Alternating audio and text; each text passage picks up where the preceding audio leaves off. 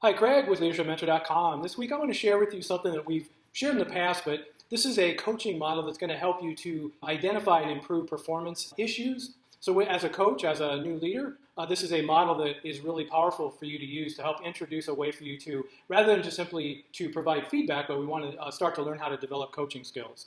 So I want to welcome you to the iGrow coaching model. It's a powerful framework that helps supervisors guide their teams towards success. The I is to initiate a conversation. And so we begin by establishing a safe and trusting environment. Before we get into this, it's a good idea to start out the conversation simply by identifying, I appreciate you coming here today to meet with me. I wanted to discuss with you. And then you basically lay out the specifics about what you observed or what you wanted to discuss with them. What specific behavior is the topic of discussion?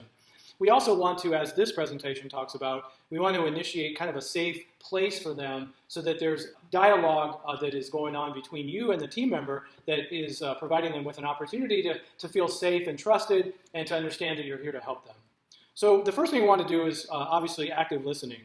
And so we want to listen attentively to the team members' concerns and perspectives and demonstrate genuine interest. And so that means not interrupting them, maintaining good eye contact, that kind of thing. Obviously, you want to be in an environment where you're free of distractions. Open communication. Encourage open and honest communication, creating a space for constructive dialogue. Mutual respect. Treat your team member with respect, fostering a positive and supporting environment for growth. And then finally, a collaborative approach. So anytime we're doing coaching, obviously, we want to work together to identify areas for development and define achievable goals. And so we don't want to just tell the team member, this is what you did and this is how you need to change your behavior. We want to work with them and get them to start to articulate maybe what was going on in their mind and their decision-making process with the topic that you're discussing. Now let's go to the G. G stands for goal setting. So we want to define specific, measurable, achievable, relevant, and time-bound goals for your team member. And so you've seen this before about goal setting in this structure, but we want it to be a collaborative goal setting. So that just simply means that we want to involve the team member in defining their goals, ensuring buy-in and motivation. So if you're just telling them, here's what you're going to be doing over the next 2 weeks, there's not really any buy-in there. They weren't involved in the decision-making process at all. So you want to use some good open-ended questions. How could you maybe approach this in a different way? It's all about open-ended questions, and we have a lot of content both in our community as well as on YouTube about coaching questions, and so I won't go into that here in this presentation. Ensure that goals are clearly defined, leaving no room for any misunderstanding. And then finally, action plan. We want to make sure we develop a structured action plan outlining the steps needed to achieve and set the goals. And so I think it's always a good idea to articulate your thoughts on what that looks like, but then you can also have the team member maybe repeat that and make sure that you get confirmation that they understand that. Then we move to the R, that's the reality check. We want to make sure that we assess the current situation, identify any potential challenges or obstacles. So that means we'd start with the current performance. We'd review the team member's current performance, strengths, and areas for improvement. And again, you want to get the team member engaged in that. You don't want to do all the talking. Then you want to talk about potential challenges.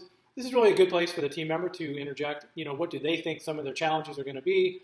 So identify potential obstacles or barriers that may hinder their progress toward achieving their goals. And so that's really a great opportunity for you to use your coaching skills to just simply ask questions and just simply say, what are some areas that you can see may trip you up in this process? You can phrase that in a lot of different ways, but it gets the team member engaged in the process. So rather than you maybe identifying what their obstacles may be, you want to wait, give them the opportunity to share their thoughts, then you can interject if you have any other ideas that may fit as well.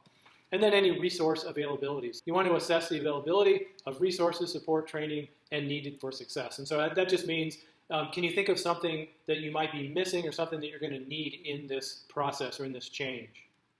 And then O, options and obstacles. And so I just put in here some different options and obstacles you can list here. Training and development would be lack of skill or knowledge, mentorship or coaching, time constraints, workload, and then resource allocation and limited resources or support. And then W, way forward. And sometimes in different models, you may also see this as will. But we want to develop a plan of action and set clear steps for moving forward. So action steps. Define specific actionable steps with clear timelines and responsibilities. We want to make sure that we are tracking their progress. So you would establish a system for tracking their progress and making necessary adjustments.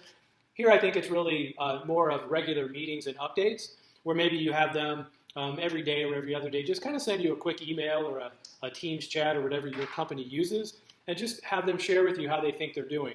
And then more formally, obviously, I would say that you would want to get together again in, say, a week, and then you would want to evaluate what's the progress of the change. Where are you in this change process?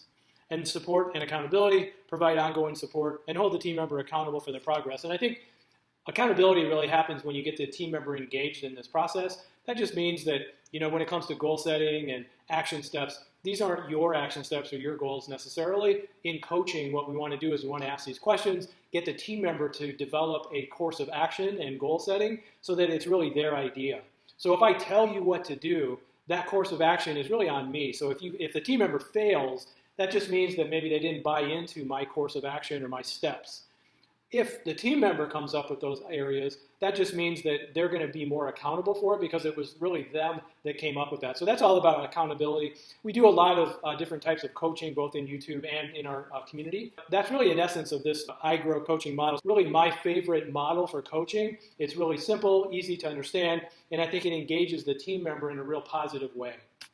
Last thing I want to share with you is we are creating a learning community where we have different courses. We have a free course that's Feedback 101, so you don't need to pay for that. You can just go register on our community, and then you can take that for free. And there's some other resources for free as well.